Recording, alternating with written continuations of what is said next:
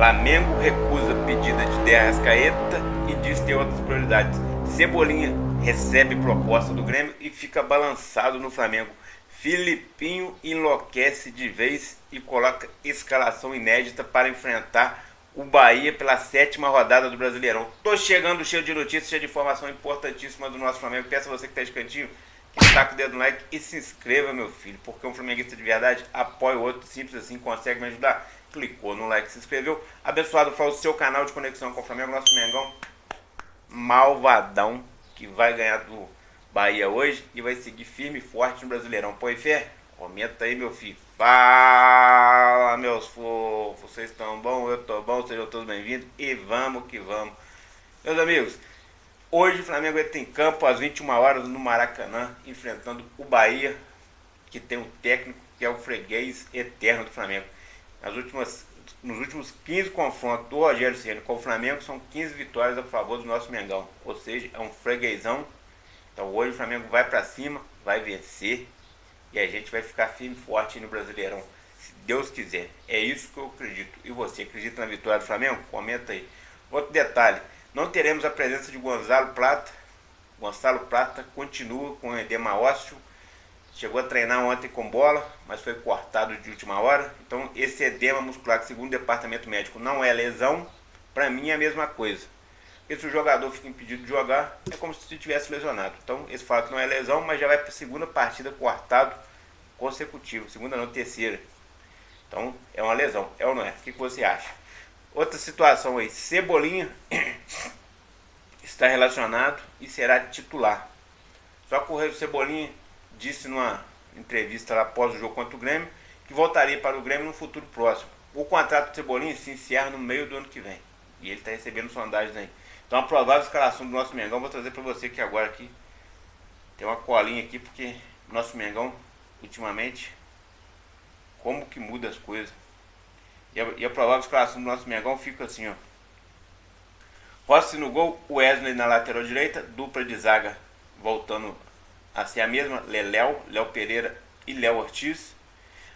Alexandro fará ali a lateral esquerda. No meio de campo começa a doideira do Felipe Luiz. Por que a doideira? Aonde que ele tá falando que ele enlouqueceu de vez? Porque vai ser na volância ali o Pulgar e o Alan, já que o De La Cruz levou o terceiro cartão e não pode jogar. No meio de campo, armador ali de Arrascaeta, único sozinho. Mais à frente, jogando pela ponta direita o Gerson, na ponta esquerda o Cebolinha e de centroavante o Pedro. Mas os detalhes estão aqui, ó. Primeiro, Cebolinha voltando de lesão já vai ser titular. Então aí o nego já ficou meio enlouquecido com o Felipe Luiz. Agora que ele tá embaixo também o Cebolinha. Mas também não tem quem colocar, né? Ou vai colocar o Bruno Henrique, que tá com problema extra-campo, ou o Michael, que tá sendo muito criticado. Mas a maior loucura tá aqui, ó. Todo mundo acreditava que ele ia recuar o Gerson para a posição do De Arrascaeta e ia colocar o Luiz Araújo para o time ficar mais agudo, mais ofensivo. Só que não, ele prefere colocar o Alan e o Gerson. É uma formação inédita, não tinha acontecido ainda no Flamengo. Isso aí acabou, infelizmente, criando essa imagem louca do Felipe Luiz, mas a verdade é que o Felipe Luiz sabe o que está fazendo. Só que todo mundo queria, acreditava que quem estaria recuado seria o Gerson e o Luiz Araújo seria ali mais à frente. Mas não é bem assim e segue o baile. Meus amigos, na última sexta-feira aí, a polícia esteve no Ninho do Urubu, fez uma visita lá, e segundo a apuração aí do que foi divulgado, olha só, nesta sexta-feira, no setor Jorge Elal, o goleiro Augustinho Rocha prestou depoimento à 21º Departamento sobre o ocorrido na madrugada do dia anterior. Em seguida participou normalmente do treino em campo, o último antes do Bahia, marcado para este sábado às 21 horas pelo Campeonato Brasileiro. Ou seja, o Rossi que passou por aquele acidente lá, né? Incidente, teve seu carro baleado, poderia ter morrido. Graças a Deus não aconteceu nada de mal, além do susto. Seus familiares ficaram abalados, né? Se o carro não fosse blindado, estava lascado. E depois, logo depois, ele teve uma homenagem lá. Ele conversou com o Boto, recebeu uma homenagem pelo seu 100º jogo com a camisa do Flamengo.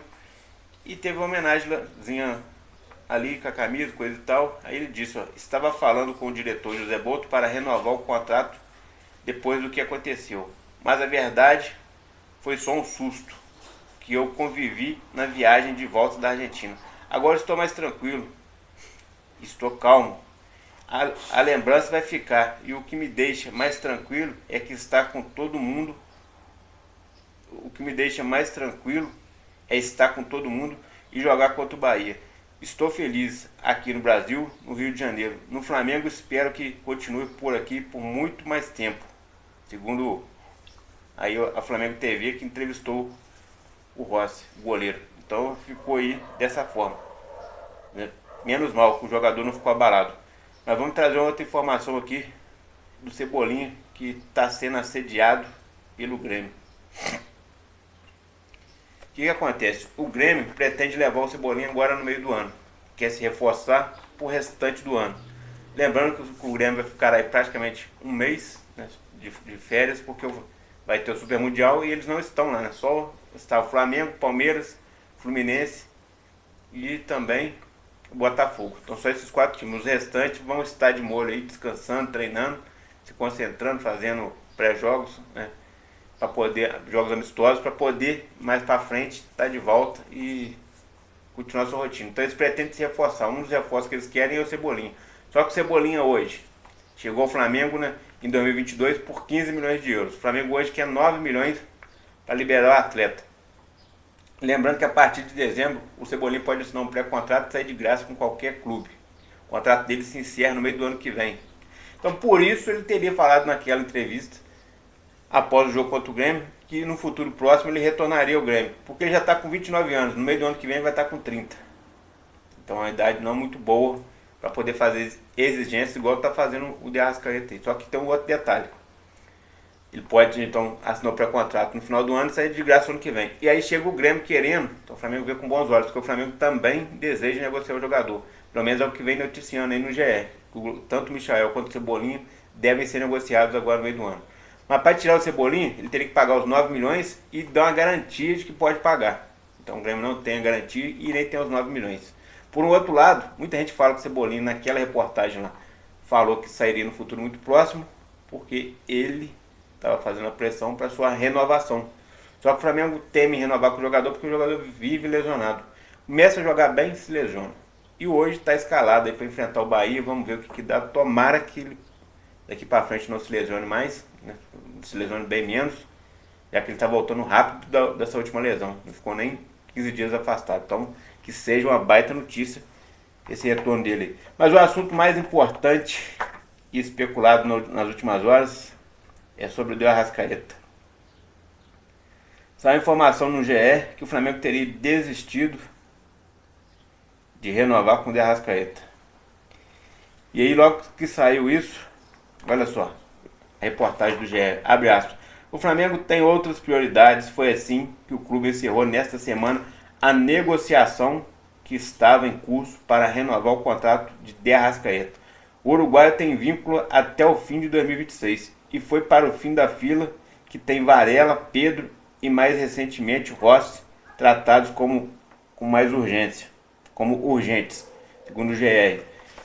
Na minha opinião, teria até o Cebolinha. O Cebolinha vai acabar o contrato aí mais rápido que o Pedro e mais rápido que o Rossi. Mas pela situação física do Cebolinha, o Flamengo até agora nem manifestou renovar. Então tá congelado isso aí. E pelo valor que ele recebe também, né? Salário de 1.200.000, coisa e tal. Então o Flamengo tá escanteando aí e deixando para último. Já no caso do De Arrascaeta, ele tem contrato até final de 2026.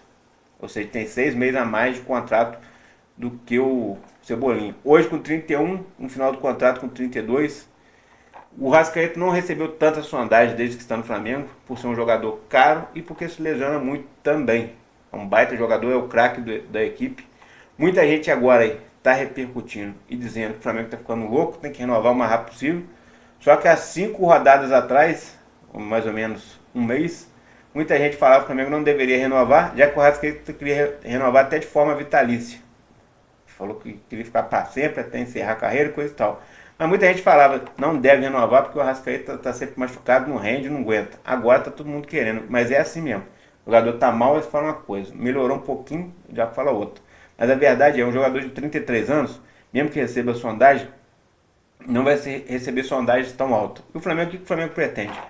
Na hora que chegar a sondagem, fizer as propostas, vão colocar um salário, aí o Flamengo vai igualar para tentar renovar e vai renovar com o Arrascaeta, pagando menos do que ele quer hoje. Hoje o salário dele, que já é alto, ele quer um aumento ainda maior.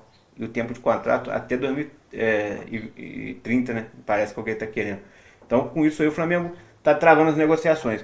E logo sobre isso aí, saiu a informação de que o Arrascaeta teria liberado seu staff, né? A Arrascaeta começa a analisar outras possibilidades após o Flamengo congelar conversas por renovação de contrato. O uruguaio sempre deu prioridade ao rubro-negro. Sinalizou que gostaria de se aposentar no clube e quer, inclusive, que seus filhos nasçam cariocas. No entanto, pela postura da diretoria, o Camisa 10 analisará outras alternativas. A Arrascaeta fica livre para assinar um pré-contrato com qualquer clube a partir do meio do ano que vem, já que o vínculo atual com o Flamengo se encerra no fim de 2026. Então, o Bel Costa trouxe essa informação aí. Só que tem esse detalhe que eu falei. Ele está fazendo essa pressão porque ele deseja, né, um aumento salarial e mais tempo de contrato. Mas a realidade do Arrascaeta, apesar de ser o melhor meio de campo do Brasil, é que ele não recebe tantas sondagens. Mas ele ficando livre pode receber, claro, vai receber, vai estar livre. Só que o Flamengo vai esperar pelo menos aí passar a renovação do Pedro, do Varela, que é mais importante, já urgente, no meio do ano agora. O Varela já pode assinar um pré-contrato, qualquer clube sai de graça, então o Flamengo vai analisar essas propostas e após renovar com o Rossi, Pedro e o Varela, aí sim vai dar continuidade ao Arrascaeta, talvez vai tentar alguma coisa com o Cebolinha, mas dependendo do que chegar, vai liberar o Cebolinha, vai liberar também o Michael. Então as coisas estão acontecendo. O Michael teria pedido para sair e o Flamengo vive essa pressão, né? Porque o cara tem contrato, mas o contrato não garante muita coisa, porque você tem um contrato longo, igual fez agora com o Gerson, até 2030. O Gerson, sei vocês lembram, estava voando em campo, jogando muito. O Flamengo renovou com o jogador, aumentou o salário que ele queria, contrato até 2030. O jogador caiu de produção. E agora no meio do ano ele pode estar saindo do mesmo jeito. Ou seja, o contrato não garante muita coisa. Dá um respaldo à equipe ali, porque caso chegue outro clube, tem que pagar às vezes um valor maior do que teria antes da renovação. Mas o Flamengo renovou já pensando nisso aí, porque sabe que o Gerson pode sair. Só que o Gerson caiu de produção depois que renovou. O Arrascaeta está jogando bem, está se esforçando. Exatamente para poder aparecer mais, ter destaque e também ter uma renovação. Então, renovando com o Arrascaeta, ele vai continuar nessa pegada, já que ele está no seu limite. E está com a idade avançada também. Outro detalhe, o Arrascaeta nos 6 jogos fez 6 gols, deu 3 assistências. Hoje está sendo o principal jogador do Flamengo, está sendo mais frutífero aí do que o Pedro. Tem feito mais gols do que o Pedro, que está voltando de lesão. Aí você pega a mesma situação e compara com o Cebolinha. Cebolinha tem 7 partidas esse ano, apesar das lesões. Rendeu mais partidas do que o Arrascaeta. Fez apenas um gol e deu uma assistência. Por isso o Flamengo também não vê com tantos bons olhos a renovação dele, nem está pensando em renovar com ele. E lembrando, no meio do ano ele já pode estar um pré-contrato. Então se ele não sair agora para o Grêmio, não for negociado, porque o Grêmio não tem o cascai para pagar, pode ser que assine um pré-contrato para sair no meio do ano que vem. Aliás, ele pode, o contrato dele vai até junho do meio do ano que vem. Então ele pode não assinar um pré-contrato agora, né? Pode não sair agora no meio do ano, mas no final do ano ele pode assinar um pré-contrato e sair no meio do ano que vem. Então existe essa hipótese, ela é real e o Flamengo está atento a isso aí, porque o Flamengo também não quer perder um jogador de graça. Então se chegar a proposta agora o Flamengo vende, mas se não chegar o Cebolinha começar a render fisicamente, a possibilidade de renovação é grande. O jogador está com 29 anos, faz 30 ano que vem, o salário dele não aumentaria tanto numa renovação, então o Flamengo está naquela ali. E aquele negócio do Cebolinha falar que deseja ir para o Grêmio e retornar no futuro próximo, aquilo ali é para se valorizar, para poder forçar a renovação. Os jogadores vão fazer isso o tempo todo. Por isso que quando saiu a notícia lá do João Félix, o Flamengo poderia contratar o João Félix, eu falei que isso não ia ir para frente, que aquilo ali era uma cortina de fumaça. E muita gente falou que não, que o Vene Casagrande tinha trago a informação de que aquilo era real, coisa e tal, o Cafonte não errava, tudo bem. Mas eles passaram para a fonte de forma errada. Porque olha só, o João Félix Ele ganha 10 milhões de reais, 10,5 lá no Chelsea. No Milan ele ganhava 2 e o Chelsea pagava o restante. No Flamengo, como é que o Flamengo ia pagar o salário dele? Se chega um jogador, o Flamengo paga mais de 2 milhões a ele, como está pagando ao Jorginho, os outros jogadores, todos do elenco, já começam a querer renovar para ganhar mais. Isso aí é normal acontecer. Então o Flamengo também não pode fazer loucura por isso, porque você chega com um jogador acima da média, os outros jogadores medianos acham que tem direito a um salário maior. Ainda mais se tiver com números, né, exorbitantes, igual tá o Arrascaeta aí, 6 partidas, 6 gols.